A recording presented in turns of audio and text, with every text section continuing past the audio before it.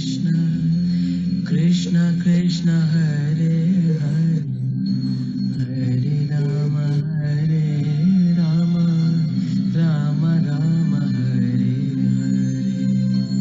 Hare Hare Krishna Krishna Krishna Hare Hare Hare Rama Rama Rama Hare Hare. Get started.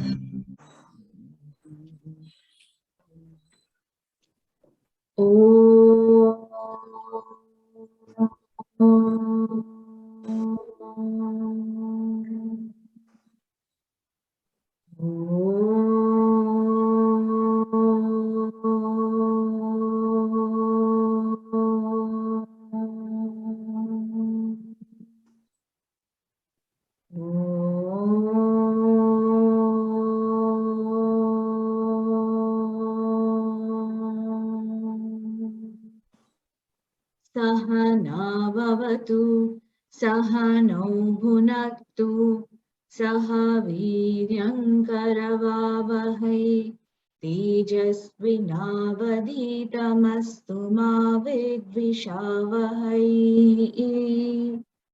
Om Shanti Shanti Shanti.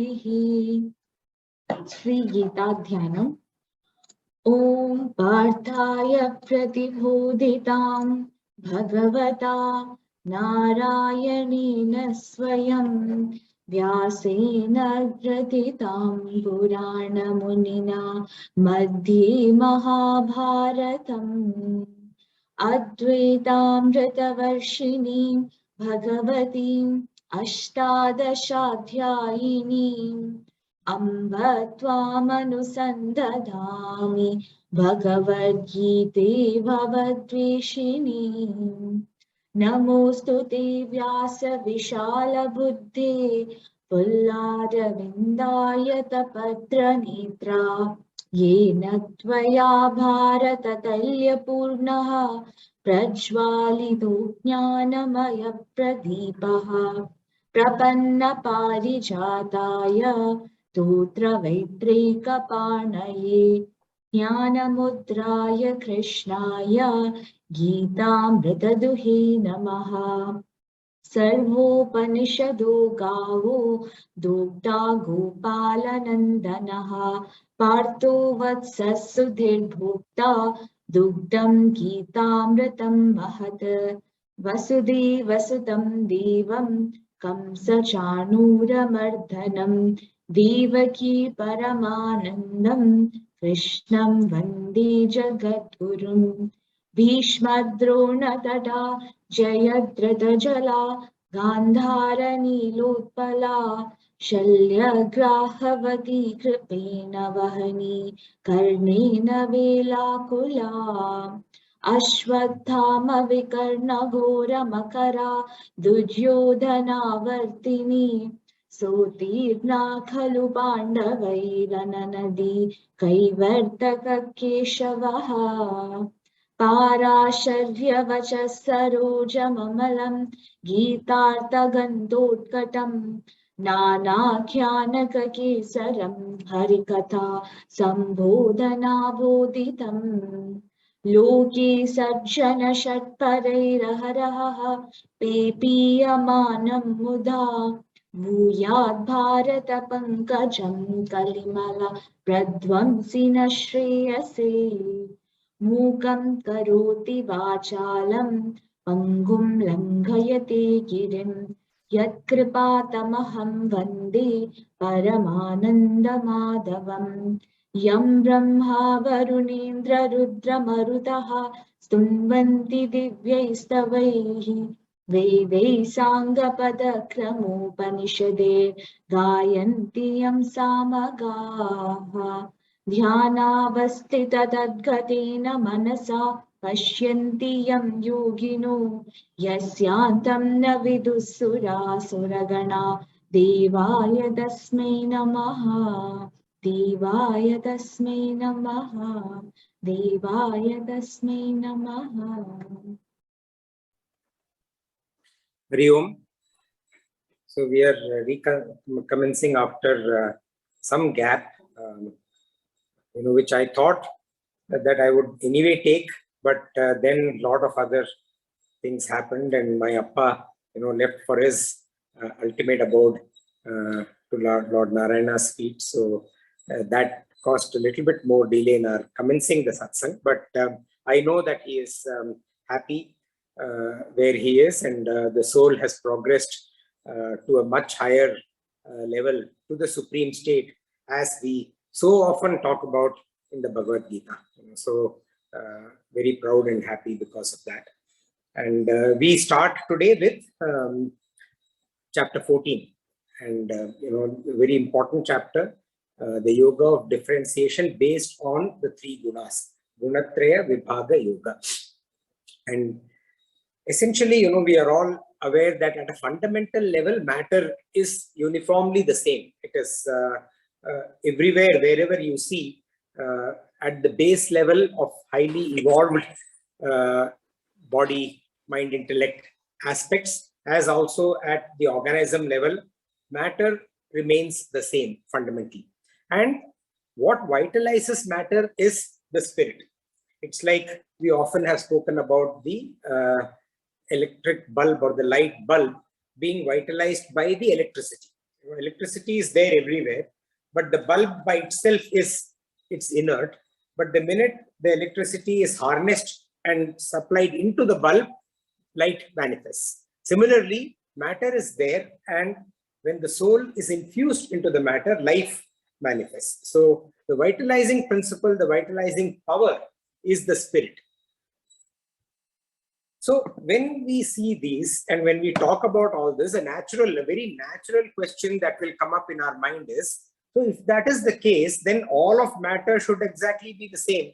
Why do we see so much of, innumerable, countless varieties that are present in this world? If matter is fundamentally the same, and if it is spirit that vitalizes matter, what is the reason for this level of variety that we see in our universe? And the greater or the higher the level of evolution, the greater the variety. For example, among beings, we will find that the variety of human beings is much more than the variety of any other being.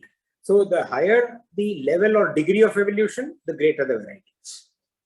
In chapter 14, in Gunatraya Vibhaga Yoga, Bhagavan gives us the knowledge pertaining to the understanding of this differentiation of what we term as the three gunas. And not only does he give that knowledge, but he also tells us how this understanding will pave the way for liberation, for ultimate realization. The term guna itself does not indicate properties of matter.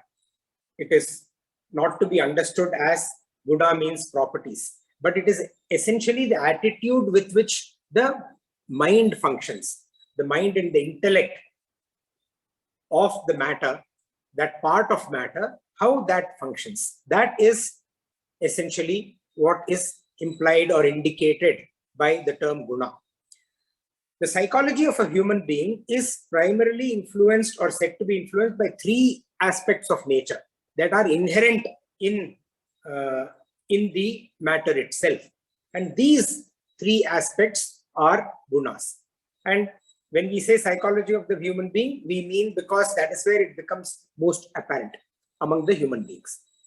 And these gunas are sattva, which is inactivity. The best way it can be described in English is inactivity, rajas or activity, and tamas or inactivity.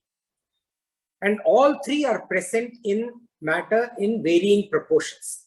And the one that is predominant overall, that determines the ultimate personality of the human being. All of them are present in varying degrees, and one dominates the other two. And what happens is, once in a while, even guna which is dormant or which is subordinate, there are aspects in the environment based on stimuli that is a response to environmental happenings. A dormant or a subordinate guna also may come to the forefront. So one of the gunas dominates, and sometimes based on response to stimuli, something that is not dominating can for a period of time dominate. We will see all of this in more detail through the chapter. It is important, extremely important, I would say, for every seeker to diagnose this. So when we say that matter has these gunas and human beings per se are matter and are highly evolved aspect of matter, and their personality is determined by the dominant guna, it is very important for the human being, especially among the human beings, it is very important for the seekers to diagnose what gunas are existing within oneself and the various permutation combination in which those gunas are existing, and also what is the response to stimuli in terms of the gunas. And such diagnosis, and why do we say it is so important? It is because such diagnosis will help us guide ourselves away from wrong principles to a righteous way of living, towards a more dharmic way of living. Obviously, even in modern psychology, we say know thyself.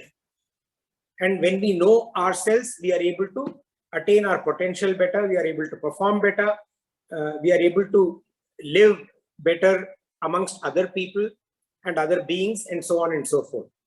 In the scriptures, it is very well said that such a diagnosis helps us not only do all of that psychology tells us about, but also guides us towards a more righteous way of living.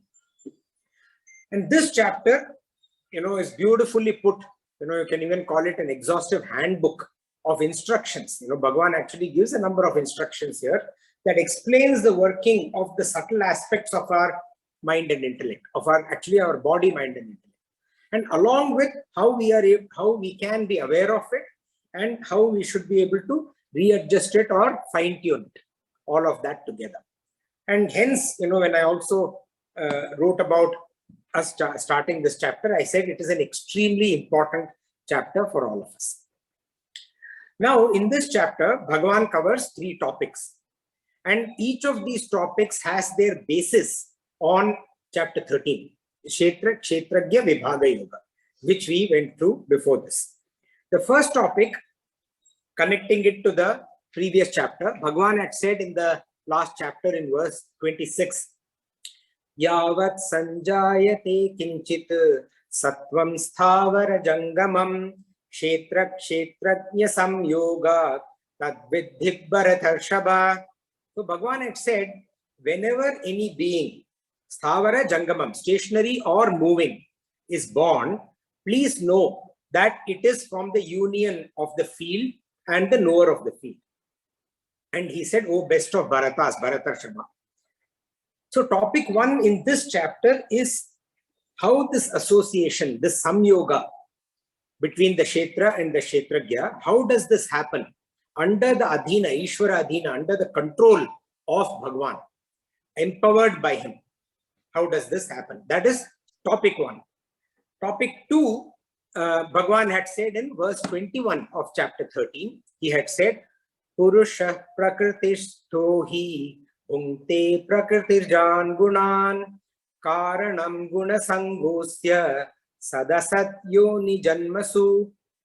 He had said that indeed, seated in Prakrti, the self or Purusha experiences the qualities that are born out of Prakrti. And here he referred to the Gunas. When he says qualities born out of Prakrti, he is talking about the Gunas.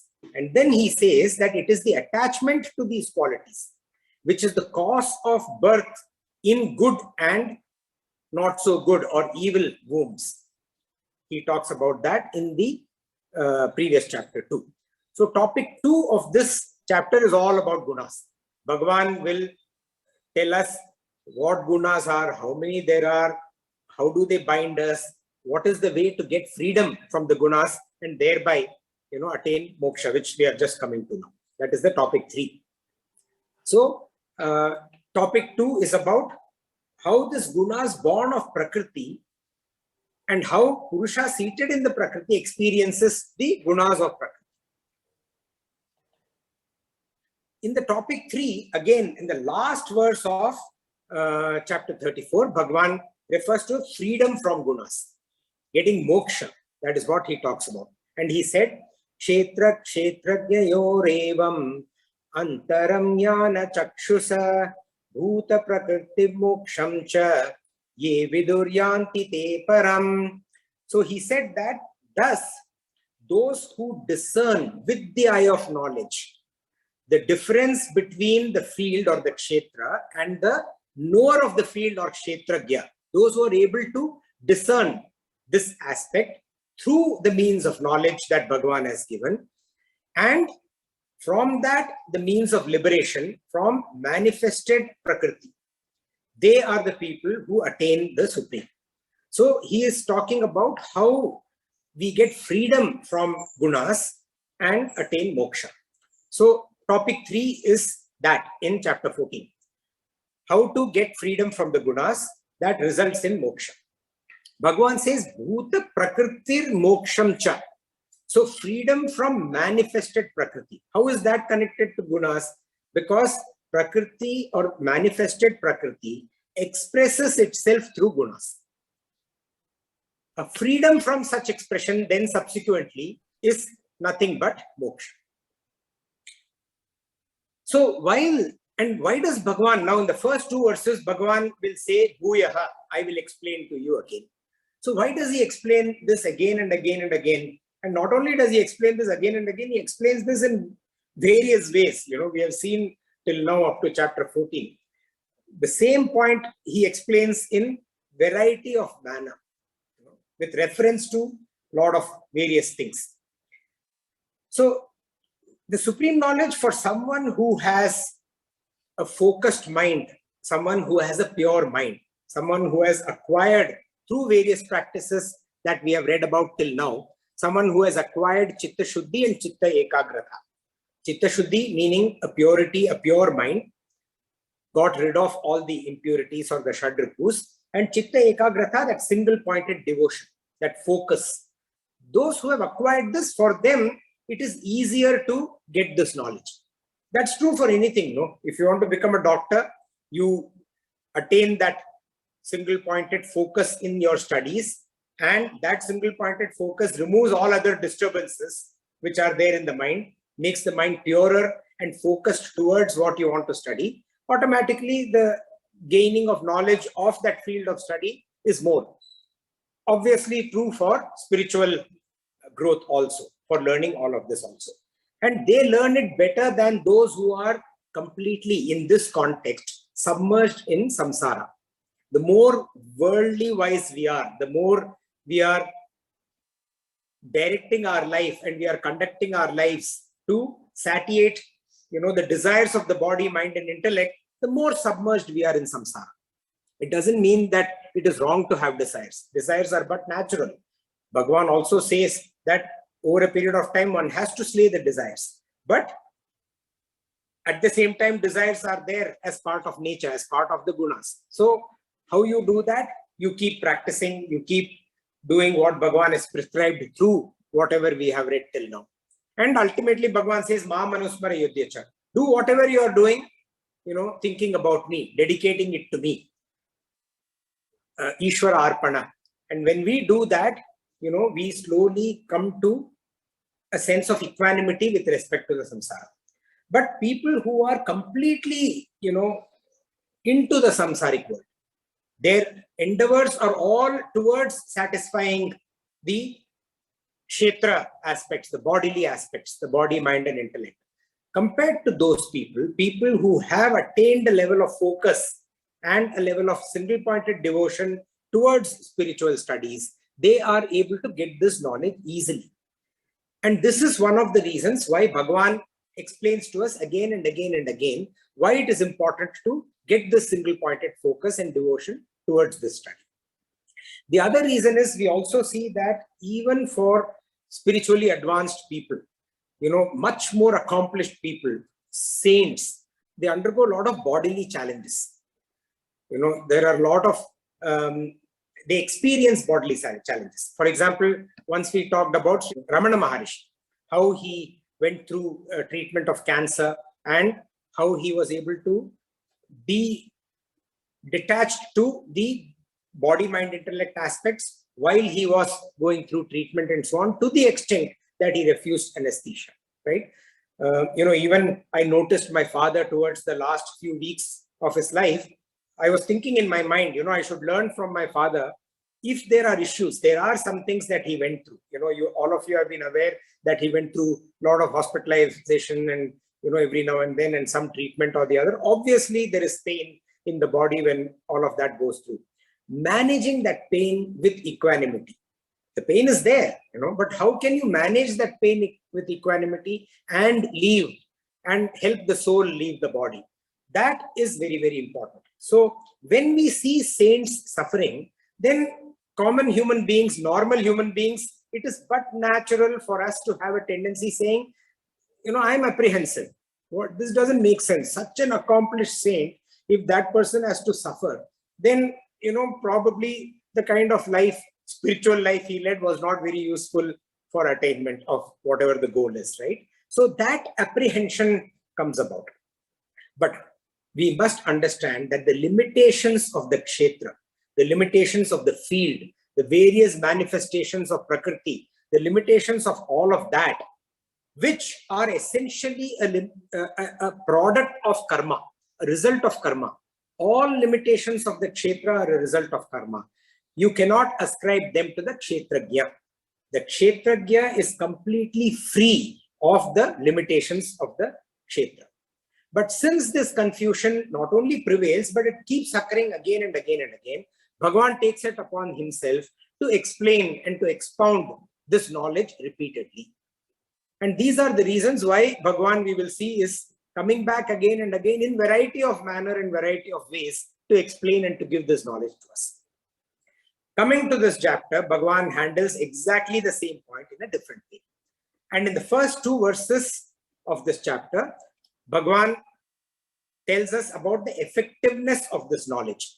First, in terms of how certain that effectiveness is, the certainty of the aspect, and the second verse in terms of the absoluteness, how absolutely effective it is. The first was how certainly effective this knowledge, gaining this knowledge will be. And the second was how absolutely effective gaining this knowledge will be. So let us, with that introduction, let us go to the chapter. Om Shri Paramatmane Namaha. Om Shri Paramatmane Namaha. Atha Chaturdashodhyayaha. Atha Chaturdashodhyayaha. Gunatraya Vibhaga Yogaha. Gunatraya Vibhaga Yogaha. Shri Bhagavanuvacha. Shri Bhagavanuvacha. Param Bhuya Pravakshyami. Param Bhuya Pravakshyami. Jnananam Jnanamuttamam. Jnananam Jnanamuttamam. Yajñātvā munaya sarve.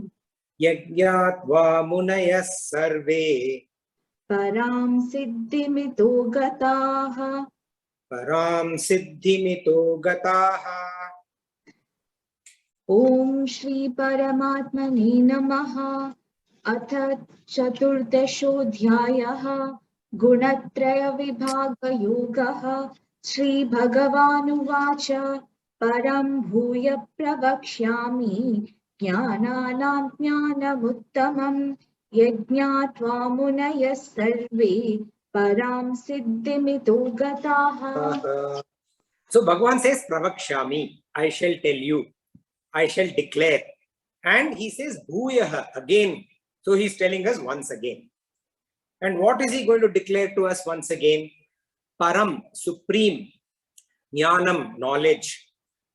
Uttamam, which is the best. Jnananam, of all knowledges. There are so many variety of knowledges, the best of all knowledges. And he says, Yaj, which, Jnatva, having known, Sarve Munayaha, all rishis, all sages, Gataha, have achieved, Param, supreme, siddhim, perfection, itaha, after life. So the blessed Lord said, I will again declare the supreme knowledge. That is the best of all knowledges.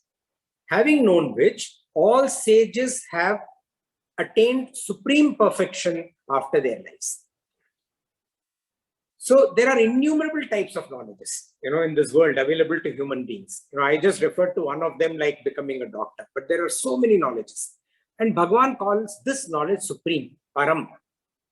And he does that because this knowledge has the very highest as its goal. I can study to become a doctor, and the goal is to become a doctor. I can study to become an engineer. The goal is to become an engineer. I can make endeavors to climb a mountain. The goal is to climb a mountain. Here, the goal is ultimate realization, moksha. It has the highest object, highest objective, highest goal for its study. The goal or the gatim, the gatihi, the goal of this jnana, jnana gatihi, is the very highest. And that is why Bhagavan calls it param. And then he calls it uttamam, the best among all knowledge. And that is because it gives us this ultimate result, that is moksha. We have it as a goal and then we attain it. And because it gives us the ultimate result, moksha, he calls it uttamam. Now the means of knowledge, the various supporters, if I may use the word, I'm not getting the right word, the various means of knowledge, that's the best word. Why am I trying something else? That also is knowledge. So in Sanskrit or in Vedanta, it is said, Nya means that through which we know. And it is said, Nyayate anena iti jnanam. So the means through which we know is knowledge. So when we go climb a mountain, one of the means to attain and climb the mountain is to get a fit body. Getting that fit body is knowledge to attain that goal. Understanding and planning the route through which we will climb the mountain is also knowledge which is relevant to attaining that same goal of climbing the mountain. In the Bhagavad Gita, Bhagavan has given us a number of means to attain this knowledge. And these includes yajna, this puja, japa. We have read about all of this. Karma yoga, upasana, shravana, manana, nididhyasana, and so on. Number of these means. Some of these means are external in nature. They are called bahiranga jnana sadhana. External. For example, yajna, puja, shravana, manana, karma yoga, these are all external. These involve what is not just me, but my surrounding elements also when I'm practicing this, gaining this knowledge. Internal means of knowledge are experiential. They involve more contemplation. They involve more reflection, like upasana or nididhyasana. These are examples of internal means of knowledge. When we contemplate, we have direct experiential knowledge. That kind of knowledge, which is more internal, that is called antaranga jnana sadhana. And this word jnananam, which Bhagavan uses, captures all of these aspects. Everything that is related to jnana. All of that, it encompasses and it captures all of those. Actually, when I was writing this, in my notes, I felt this is the beauty of my guru, Swami Advayananda. It's one of the best teachers of Bhagavad Gita.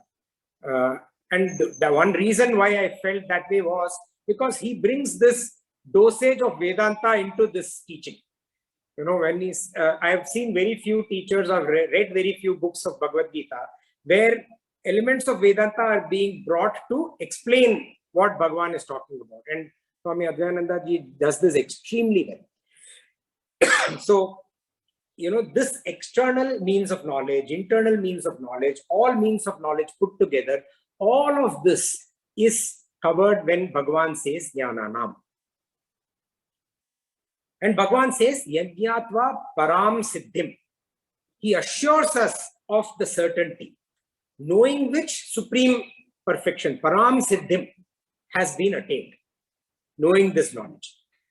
And he also emphasizes on the aspect of contemplation, of reflecting,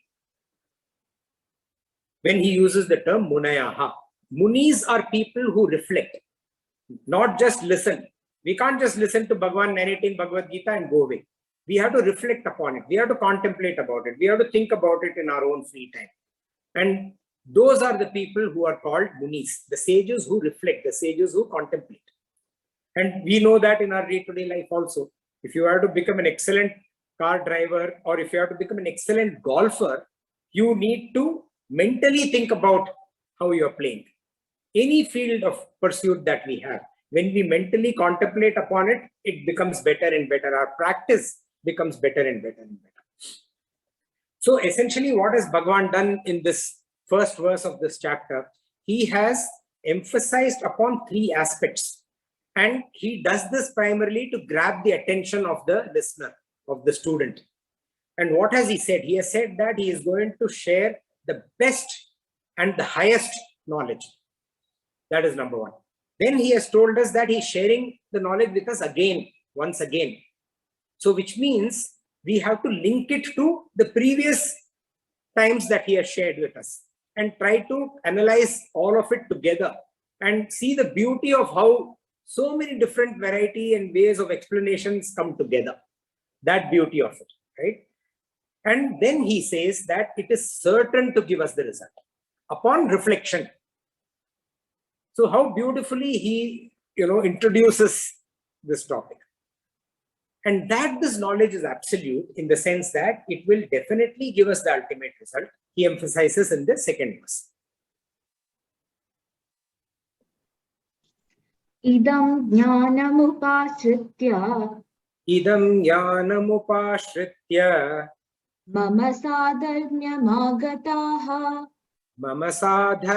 agataha sarge pinopajayante pralayena vyatanti cha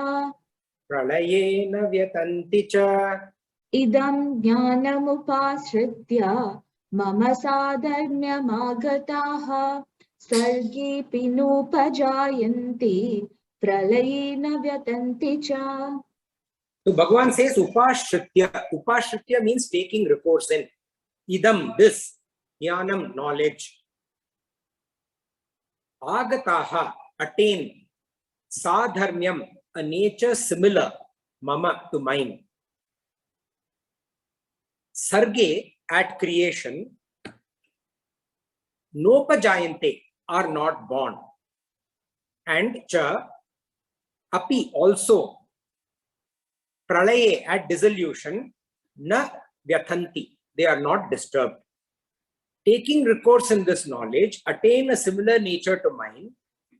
At creation, are not born, and at dissolution, also at dissolution, are not disturbed. Upashritya means abiding completely, abiding fully. When we say abiding fully, what do we mean? Our faculties are all completely focused in abiding. 100%. And our two major faculties when we are abiding are the heart and the brain, or the heart and the head and the heart, right? So both with our mind and with our feelings, completely abiding. Upashritya, upa means near, a means completely, fully. Shritya is recourse, taking recourse. Abiding with feeling and knowing. Abiding with all faculties completely, fully. That is upashritya. And Bhagavan makes a very powerful statement here. He says that during creation, if you are upashritya, if you are abiding fully, you are not born during creation. And during dissolution, you are not disturbed. Even Brahma is born during creation and ceases during dissolution.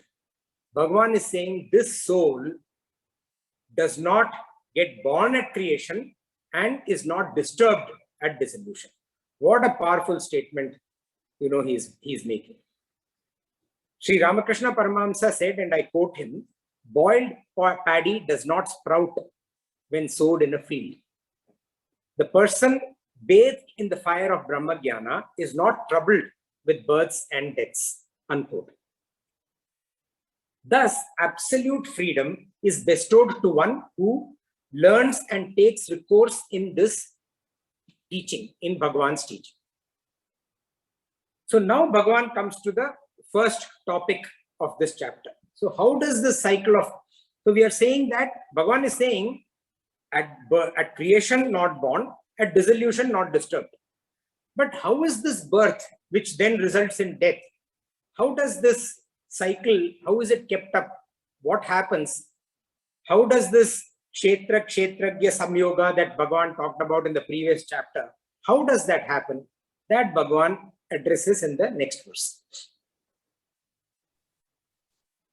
Mama yonir Mahat Brahma. Mama yonir Mahat Brahma.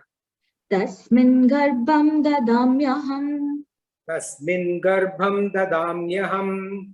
Sambhava sarva bhutanam. Sambhava sarva bhutanam. Tato bhavati bharata. Tato bhavati bharata. Mama yonir Mahat Brahma. Tasmin garbham dadamyaham. Sambhava sarva bhutanam. Tato bhavati bharata. So Bhagavan says, Mama yonihi Mahat Brahma. Mama, my, yonihi, womb. Mahat Brahma is the great Brahman. And he says, Tasmin, in that, Aham, I, Dadhami, place, Garbham, the seed. And he says, Tato, Tataha, from which Bhavati happens. Sambhavaha, the birth. Sarva Bhutanam, of all beings. Bharata, O Bharata. My womb is the great Brahman, and in that I place the seed, from which happens the birth of all beings, O Bharata. Now, if you see Darwin's theory of evolution, I will not go too much into detail of it, but there also, everything is summed up as survival of the fittest. And because, why does it get summed up as survival of the fittest? Because as per Darwin's theory of evolution, the fittest organisms are the ones that are able to reproduce most successfully. And not only are they able to reproduce most successfully, they are most likely to pass on their traits to successive generations. So one is aspect of reproduction and the other is aspect of passing on the traits to successive generations. And here Bhagavan uses this metaphor that we all understand through experience, because we have experienced birth and death throughout our lives.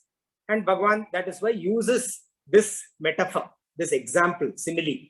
And he says that this great mighty Brahman, the fittest of all, the great mighty Brahman, Mahat Brahman, like Darwin's fittest, right? The fittest of all, is my womb.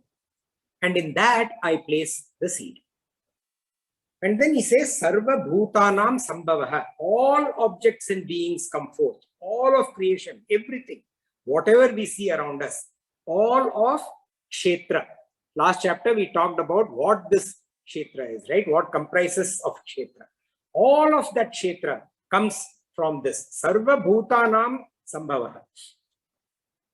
And when he says Mahat Brahma, the great entity, the great Brahman, the fittest of all, that is because this Brahman is the material cause of everything. Everything comes from this Brahman. Whatever we see, whatever we witness, whatever is manifest as the universe, with all of the varieties in it, the reason for all of this is the Brahman. And that is why Bhagavan refers to it as the Mahat Brahma, Prakrti. And this Mahat Brahma or Prakrti, this is the Prakrti which is in equilibrium state, okay, which is placid, which is non-expressive. All the gunas are dormant. Like initially, when even before the child becomes in the womb, even before the child manifests, there is this dormant seed. It's a placid existence. And then from that, life springs forth. And in this dormant womb, in this placid, non-expressive womb, Bhagavan places the seed. And when Bhagavan places the seed, it gets activated. And that results in expansion, the spreading forth of the universe, this coming into being of this universe. Even from science point of view, they say that everything comes from this explosion, the initial explosion of something which was earlier inert. Nothingness, literally nothingness, that black hole or the nothingness, completely inert. It explodes and expands into what we see as the universe. A very similar reference is given here. Something that is placid, that Mahat Brahman, which is inert, in that I place that seed, which then activates Prakrti, and everything, whatever we see in creation, the entire Kshetra, all of it, Vriddhi, it springs forth.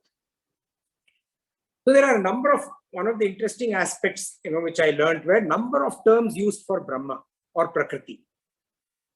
When it dilutes, it is called Maya. Okay, when it veils or it covers, and when it makes us ignorant, it is called Avidya or when it is not experienced by our senses, it is called Avyakta. When it is when it's the equilibrium that I referred to, when it is disturbed, and when tamas becomes predominant, it is called Pradhana. This is the power of Bhagwan. It is the power of Bhagwan. So it is called Shakti. Prakriti is the power of Bhagwan. So that is why it is referred to as Shakti. It is relatively imperishable. Of course, at the end of all, Brahman also perishes, but compared to other commonly perishing matter, it is imperishable. That is why it is called Akshara.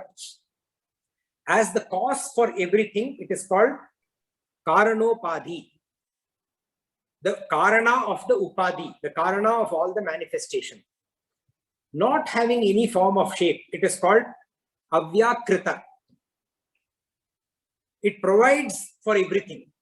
And that is why it is called Akasha. Akasha provides for everything. And it expresses itself as the three gunas. So it's called Trigunatmika. And Bhagwan here refers to it as the Mahat Brahma. That which is expansive, Mahat, and that which is Brahma, causes expansion.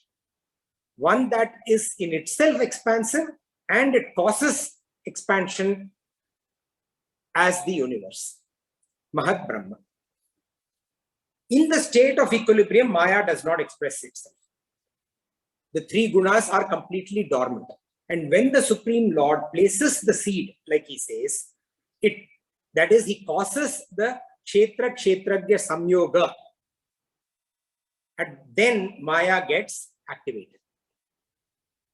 Like, for example, when the sunlight falls into the water in a lake, then the water starts shining.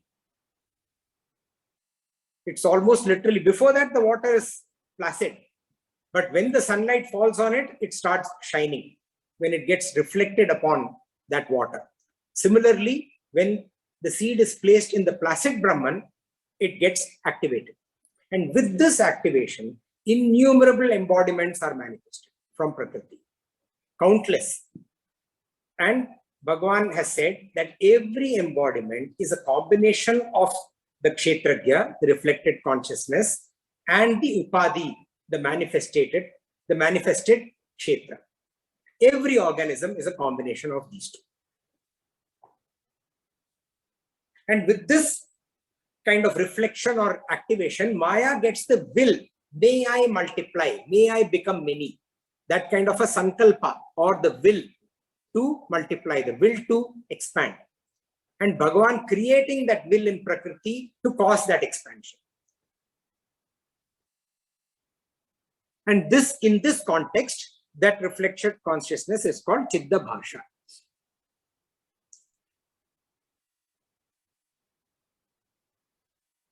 When a seed is sown, like Swami Paramahamsa's, Ramakrishna Paramahamsa's teaching, right? When the seed is sown in the soil, the seed is the germ and the soil is the womb. In a baby coming into being, the father places the seed in the mother's womb. Similarly, a similar act happens at this kind of a universal level, macrocosmic scale.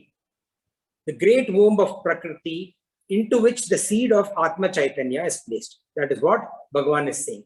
And this blissful association of the Kshetra and the Kshetragya, the Samyoga, the Kshetra Kshetragya Samyoga takes place and leading to the coming forth of the first being, the Hiranyagarbha, that we talked about in the last satsang, the first cosmic embodied being.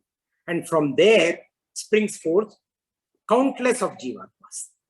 And Bhagavan emphasizes further in the next verse. Sarvayonishu Kaunteya Sarvayonishu Kaunteya Murtaya Sambhavantiyaha Murtayas Sambhavantiyaha Tasam Brahma Mahat Yonihi Tasam Brahma Mahat Yonihi Aham Bija Pradapita Aham Bija Pradapita Sarvayonishu Kaunteya Murtaya Sambhavantiyaha Tasam Brahma Mahat Yonihi Aham Bija Pradapita. So Bhagavan says, Yaha, whatever, Murtayaha, forms, Sambhavanti, are produced, whatever forms are produced, Kaunteya, O son of Kunti, Sarvayonishu, in all wombs, Mahat, great, Brahma, Brahman, Tasman, there, Yonihi, womb, Aham, I, Bija Pradaha, seed giving, Pita, father. Whatever forms are produced, this countless, infinite forms, elements of creation, whatever is produced, O Kaunteya, in all wombs, the great Brahman is their womb, and I am the seed giving father. When we look at this entire universe, this expansive universe, we see innumerable new births in infinite varieties. They are happening all the time. It is said in the scriptures that there are 86 lakh varieties of birds. I don't really know, I'm not sure what science says in this, but it is very, very interesting. It says that there are 7 lakh type of beings with earth as the predominant body, 7 lakh types of being with water as the predominant body, 7 lakh types of beings with fire as predominant body, and 7 lakh types of being with air as the predominant body. And then there are 10 lakh types of beings with vegetation above the ground, 14 lakh types of being with vegetation below the ground, 2 lakh types of beings with 2 sense organs, 2 lakh types of beings with 3 sense organs, 4 lakh types of being with 4 sense organs, 4 lakh with 5 sense organs, 4 lakh types of being residing in the heavens, 4 lakh types of beings residing in Naraka, and 14 lakh varieties among human beings themselves. So all of this together comprise 86 lakh varieties. It may be this much, it may be more. Somebody should do a PhD on all of this. All of this is what Bhagavan refers to as Sarva Yonishu, all the varieties of wombs.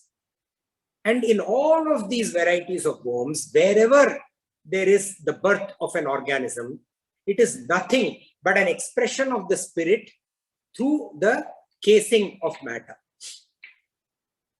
The wombs of Prakrti are infinitely graded and provide scope for all types of beings to sprout, to come forth. There are celestials, there are human beings, there are animals, there are birds, there are insects, there is this vegetable kingdom, there is bacteria, whatever it may be. And each of these has their own different respective type of wombs in which they take birth. And Bhagavan says that Prakrti is the cosmic mother of all creation, and Ishvara is the father, the enabler. Thus, Bhagavan explains how he empowers the Kshetra Kshetragya Samyoga, how he empowers it to happen. Under the Ishvara Adhina, this Samyoga takes place. This Kshetra Kshetragya Samyoga happens. And now from verses 5 to 18, there are 14 verses. Bhagavan now covers topic 2 of this chapter, which is the Gunas. So we will cover only the first verse, which is verse 5 in this satsang, where Bhagwan does an introduction of Gunas. Sattvam rajastama iti Sattvam rajastama iti guna prakriti sambhavaha guna prakrti sambhavaha nibadnanti mahabaho nibhagnanti mahabaho dehe dehinam avyayam. dehe dehinam avyayam. Sattvam rajastama iti guna prakriti sambhavaha nibadnanti mahabaho dehe dehinam avyayam. Sattvam or purity, rajas or passion, tama or inertia, iti, these gunaha, qualities, prakriti sambhavaha, are born of prakriti. O Mahabaho, O mighty armed. And Bhagavan says, nibadnanti, they bind. Avyayam, the indestructible, dehinam, embodied, dehe, to the body. Purity, passion, inertia, these qualities of Prakriti, born of Prakriti, these qualities born of Prakriti, O mighty armed Arjuna, they bind the embodied indestructible self to the body. So Bhagavan says iti gunaha. Iti guna means these are termed as guna. These are the term. Like we use the English in science, we'll often come with definition, how something is termed. That is the only way to understand how it is termed. These are termed as guna. Iti guna. These are thus termed. What are thus termed? Sattva, rajas, tamas. These are technical terms that are used to refer to gunas. And Bhagavan says, Prakriti sambhavaha. They are born of Prakriti. These gunas are born of Prakriti. Without Prakriti, these gunas are not there. But it is not to be misunderstood as property of Prakriti. Okay, oftentimes you can confuse qualities, guna, as property. These are not properties of Prakriti. They are technical term given to the gunas because Prakriti expresses itself through them. It finds expression through the gunas. And sattvam, rajas, tama. Actually, there is no word in English that can be a direct or a clean translation of the term guna. There is really nothing. The influence under which our thoughts function. What is behind the functioning of our thoughts? What is it that is behind that makes us think the way that we think? This aspect has not yet been dealt with modern psychology also. Modern psychology pertains to study of behavior post-thought process. How human beings conduct themselves, how they behave, how things manifest, whether it is any element of psychology, that is what is being studied. Some studies are being made to go behind. But there is really nothing, in terms of the amount of research that has been done in our Sanatana Dharma that has been done, carried out by modern science as yet. In terms of what is it that influences the thought process.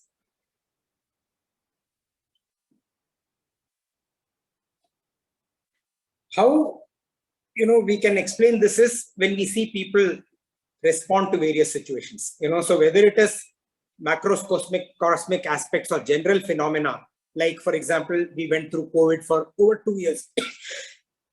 Sorry, over 2 years, right? General phenomena affecting everybody. How every individual responded or reacted to COVID was very, very, very different. How people respond or react to the Ukraine war is very different. How people respond or react to this Narendra Modi phenomena, wherein this term bhakt has come again, the group of people who are quote unquote bhaktas in politics, right? Not the bhaktas that we talk about, the political bhaktas, right? How they have come about. And the anti-bhaktas, what is it that makes them think like that? What is behind that? What is behind this brain? What is behind this countless aspect, of countless ways of responding or reacting? And not just these generic aspects, very personal, like falling in love, like deciding to change the display picture of your WhatsApp or your Facebook? What is it that goes behind the mind that makes a person put a kind of a DP on the social media, right? All of these, are based on this process which goes behind the thought. Sanatana Dharma philosophy has one of its bases, one of its foundations in brilliant research in this area, fantastic research. The concept of sattva is that of perfect purity and luminosity, which is behind thought process. The concept of tamas, which is exact opposite of sattva, is the foul and dark aspect of tamas behind thought process. And both are distinctly different from the volatile and the mercurial rajasic aspect. So dwelling into this a little bit more in detail, we have covered this earlier also. Okay, I think in chapter 2. In chapter 2, when Bhagavan introduced Gunas, right? Traigunya Vishya Veda, Nistraigunyo Arjuna, Nirdhandaha Nitya Satvastah, Niryoga Kshema Mahatmahan, right? He had said that in chapter 2. That time we had read this. If you go back, you will see, right? So there are texture types or guna types, tamas, rajas, sattva. How do these, what are they? How are they? So if we were to examine them in terms of their state, in terms of their condition, in terms of their expression, and in terms of the result. So we'll just spend a couple of minutes doing that. Tamas, essentially, the type of texture is dull and inactive. Okay, the state it exists in is complete inertia, indolence, carelessness, or callousness. The condition of tamas is no consistency of purpose, emotions which are not amiable, actions that are not noble. The expression of tamas is inactive, and the result of tamas is animal tendencies or lower level of pleasures. Rajas, on the other hand, is passionate and agitated in terms of its texture. The state is volatile, stormy, mercurial. Its condition comprises of overpowering desires, bursting with emotions, ambitious, restless, swinging through like a pendulum. The expression is objective activity, guided by all of these state and condition. And the result is human tendencies or higher pleasures. The sattvic aspect or the sattva is pure and noble. The state, it exists in equanimity, serenity, creative poise. Its condition is balanced, equipoise, contemplative. Its expression is subjective activity or inactivity. And the result is godly tendencies or deeper happiness. When we say deeper happiness, remember we spoke about it. Happiness that touches your very core and happiness that lasts forever. That kind of happiness. And we, all of us, have a permutation combination of each of these. And it is very, very, that is why this chapter is, I would say, for people like us, at least for like me, the most critical chapter in the Bhagavad Gita, the most important. Because it helps me understand myself. And I can, when I read this chapter, I could completely relate, how extremely rajasic I used to be. And with some element of tamas. And, over a period of time, trying to go towards sattva. So what does it do understanding this? It helps us modulate our life. It helps us fine-tune our lives to more nobler pursuits, to more towards the deeper happiness, more away from base tendencies. And that is why this chapter is extremely, extremely critical. Now, all this that I explained in terms of the type of texture, the state, the condition, the expression, the result, all of this is only indicative because this element of gunas is endless. It is infinite. So it is for us to evaluate and analyze given our situation. So this is all only indicative. And Bhagavan says, Nibhagnanti, they bind. Guna in Sanskrit also means rope. rope that is used to tie. Guna also means rope in Sanskrit. Gunas bind or tie down the spiritual beauty of life to the worldly, inert, insentient kshetra. So it ties the spirit to the body. They bind the spirit to the matter. And by this binding, the Gunas create infinite limitations.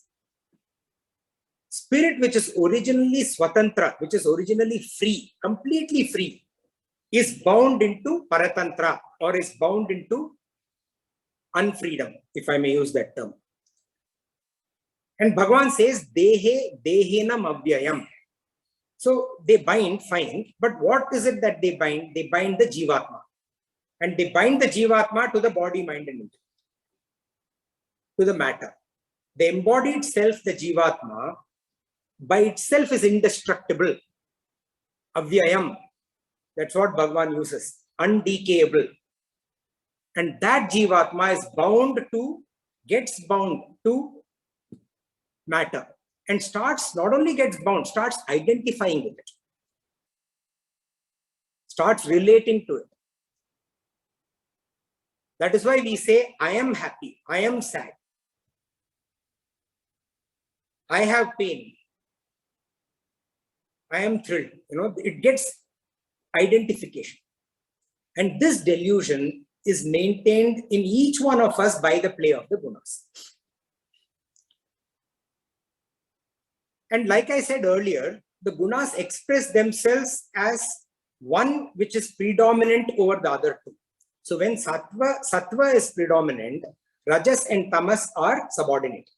When rajas is predominant, sattva and tamas are subordinate. When tamas is predominant, sattva and rajas are subordinate. And Bhagavan says, oh, Mahabaho, how appropriate. See, this is one beauty of Bhagavad Gita. How Krishna and Arjuna address each other so appropriately. Bhagavan says, Mahabaho, how much ever great, mighty armed, strong armed you may be, the Gunas bind you. How much ever strong armed we may be, the Gunas bind us. This verse is a preface, like I said, an introduction. You know, and my guru, when he explains, in Vedantic terms, he uses the phrase Vastu Sangraha Vakya. Vastu Sangraha Vakya means the sentence that summarizes the subject matters that is going to be covered. So the next 13 verses where Bhagavan is going to talk about Gunas, that is covered in this verse in an introductory format. And what have we seen in this verse? We have seen what Gunas are. We have seen the number of Gunas. We have seen that Prakrti is their source. We have seen that they bind. We have seen that they bind the Jivatma to the, and they bind the Jivatma to the body, to the Dehe, body, mind, intellect paradigm. And how do they bind? How does one go from this state of being bound, paratantra, to a state of freedom, swatantra? All of that we shall see in the remaining verses of this chapter. Fantastic chapter this is. Okay, so I would request, I'm happy to see more number of people have joined today. And this is a chapter which is, I would say, for this time in world, in our existence, the most relevant, because it tells us about our own nature. What combination and permutation of these gunas are we composed of, and how do we work on changing that composition and that response to stimuli the way we want to. Thank you. Hari Om, Shri Krishna. We'll conclude. We'll repeat today's verses. Yes. Om Shri Paramatmane Namaha. Ata Chaturtashodhyayah. Gunatraya Vibhaga Yogaha. Shri Bhagavan Uvacha. Param Bhuya Pravachyami. Jnananam Jnanam Yajñātvā Munaya Sarve Param Siddhimito Gataha Idam Jnanamupāsritya Mama Sadharmyamāgataha Sarge Vinipajāyanti Pralayena Vitanti Cha. मम योनिर्महद् ब्रह्मा तस्मिन् गर्भं ददाम्यहं सम्भवः सर्वभूतानां ततो भवति भारत सर्वयोनिषु कौन्तेय मूर्तयः सम्भवन्ति याः तासां ब्रह्म महद्योनिः अहं बीजप्रदपिता सत्वं रजस्तम इति गुणा प्रकृति संभवाः निबध्नन्ति महाबाहो देहे देहिनमव्ययम् ॐ असतो मा सद्गमय तमसो मा ज्योतिर्गमय मृत्योर्मा अमृतं गमय ॐ पूर्णमदः पूर्णमिदं पूर्णात् पूर्णमुदच्यते पूर्णस्य पूर्णमादाय पूर्णमेवावशिष्यते ॐ शान्ति शान्ति शान्तिः हरिः ॐ श्री गुरुभ्यो नमः हरिः ॐ Hari Om. Thank you. Any thoughts, comments, or questions? I want to clarify myself. Not visible. Rama, Okay. no? Yeah, I am Rama, but somehow the video is not coming on. No problem. okay. Your voice is also a little dim, so if you can speak a little louder. Yeah, I just want to clarify whether I understood well. This thing is, when you said it all starts with Prakriti, Mula Prakriti. So the Gunas are not there with the Mula Prakriti, only with its evolutes. That means it starts with the Mahat. Am I making myself clear? I don't know. That means the three Gunas, Prakriti does not have them, but its evolutes get them. Am I right in understanding that? I'm not fully following what you're saying. You're saying Prakriti does not have. So you quote unquote, you just said Prakriti does not have the three gunas, but the evolutes, the Mahat and the other evolutes get the. Did I understand it correctly, or am I wrong in this? Okay, let me explain it again once. See, in the term that you are talking about, see, the gunas are. Okay, the gunas are. They are not the property of Prakriti. See, the reason I made that statement was we often confuse when we say nature, quality. You know, you take that to be the property of the element that is expressing. Okay. For example, fire is hot. The property of fire is quote unquote being hot. It is property of Prakriti is not sattva. Property of Prakriti is not sattva. Property of Prakriti is not tamas. Property of Prakriti is not rajas. Okay. Prakriti is and gunas are. When Bhagavan in his words to make us understand, he uses this terminology that I plant the seed in the womb of the Mahat Brahma. The Mahat Brahma is the womb, and I plant my seed in Mahat Brahma. When he does that, Prakriti gets activated and gets the will to express. And that expression happens through the gunas, the sattva rajastha. So and also it's like this, like a red rose. Red belongs to the rose, but this doesn't have a substance. The gunas don't have a substance which they can relate to. Have I understood it? Yes. It's okay. Then another thing is, when you mentioned about the varieties of creation, so many lakhs of varieties. It is like, are they constant in their numbers, but permutation and combination in various yugas they differ, or how do they calculate that? Honestly, I don't know. I think they do. I've read about this. I tried my best to search for a scientific analysis. I could not find it. Okay, so it is only in some of our scriptural text that we find reference to this 86 lakh, and the division that we talked about in terms of those 86 lakh. I tried at least a couple of hours to search. I could not find any scientific analysis. So whether it changes, whether it is, I assume it changes, because Bhagavan has said that, creation is dynamic. Right? No, So, it changes, I understand. From yuga to yuga, the permutation and combination changes, and that figure remains constant. What I meant was that. possible. Honest answer, I don't know. Yeah, it's a difficult answer. I just shared what I have read. Thank you. It was very interesting, and I think it's one of the best chapters too. So Yes, far. it is. Thank you very much.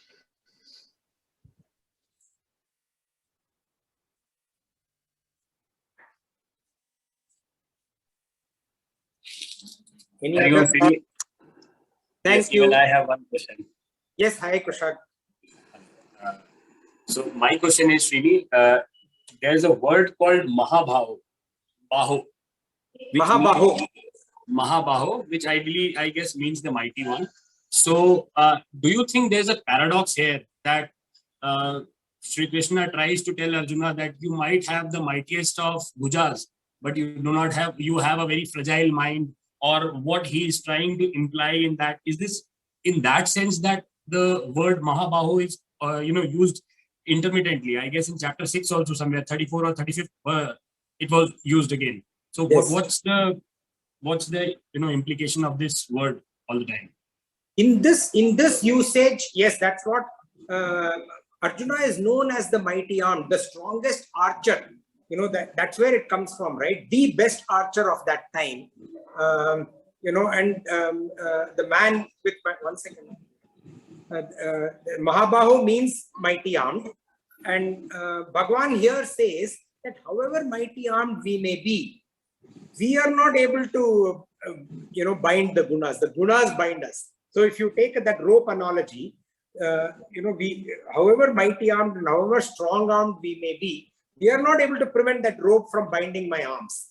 So this rope of quote unquote gunas, it binds me how much ever strong I may be. And Arjuna is known to be such a strong warrior. And look at his state in the beginning of the Bhagavad Gita, completely demoralized, on the verge of, not even on the verge, actually, in depression, right?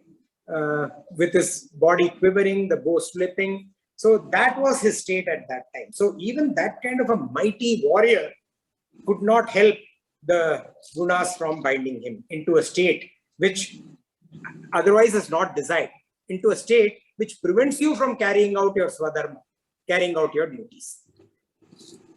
Makes sense. Thank you. That was one part, and the second part is it's also it was in this shloka itself, chapter 14, verse 5, that as soon as an organism or as any prana comes into life, they get into these modes of existence, like the 3 modes of existence what we have talked about. So is it that a newborn child is also affected and is also in either of these 3 modes? Yes, absolutely. Yes, in fact, some of it comes to us, quote unquote, genetically, or some of it comes to us through our karmas, through our prarabdha karma, which are fructifying. See, when the prarabdha karma fructifies, it is something which has to be exhausted. So when we are born as a child in this planet, we come with our prarabdha karma. So that prarabdha karma, whatever permutation combination of gunas that it has bestowed upon us, that the child, yes, it is very much applicable to the child also. Yes. Thank you, Phil. So, we can say that it comes also genetically of how the upbringing has been, and what was the mode of the mother carrying the child. That also affects the child at birth, because initially it will be very difficult to deduce, right? What is the mode that the newborn is living in? Sure. Yeah, that's a little bit of something to be analyzed or looked into. See what tendencies of the mother or even the father, right? The seed giving father, what tendencies come onto the child. Yeah, science says that genetically a lot of it does. But from a scripture's point of view, every being comes into the planet with their karma. Our scriptures don't necessarily talk about us inheriting some karma from our parents. They don't do that. From a scriptural point of view, each one of us comes with our own prarabdha. Whereas science has a different explanation to this. But again, this is something which needs to be studied better into. Yeah, and I'm sorry, I'm continuing this because that is triggering one more question that I had read somewhere. Please correct my understanding if I'm wrong. That the mode at which we say that a soul jumps from one body to another. So the mode at which the prior janma ended, that mode also is restarted. So is there a scriptural connection to this analogy as well? I'm sorry, I didn't understand. You'll have to. Sometimes they say that. Say mode meaning mode at which what ended? Like suppose one body of the soul ended in an accident. So it has to be the tamasic mode that it has ended, like a lot of pain, lot of suffering, lot of violence, whatever it is.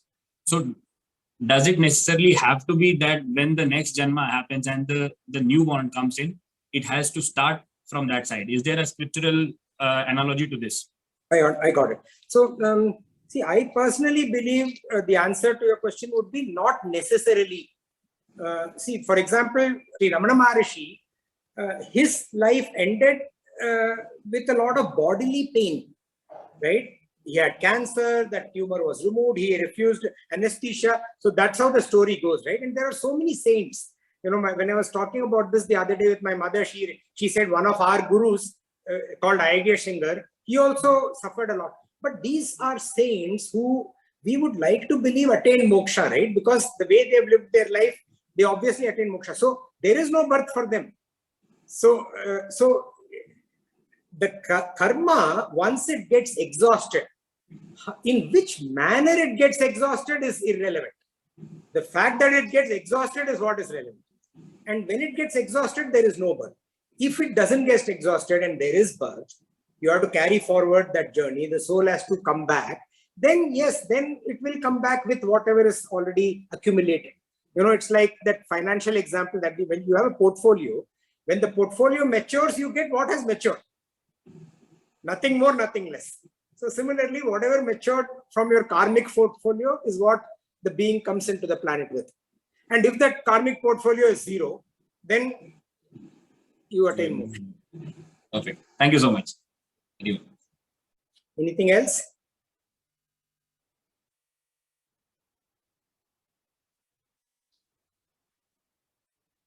Okay, if nothing else, thank you very much. Hari Om.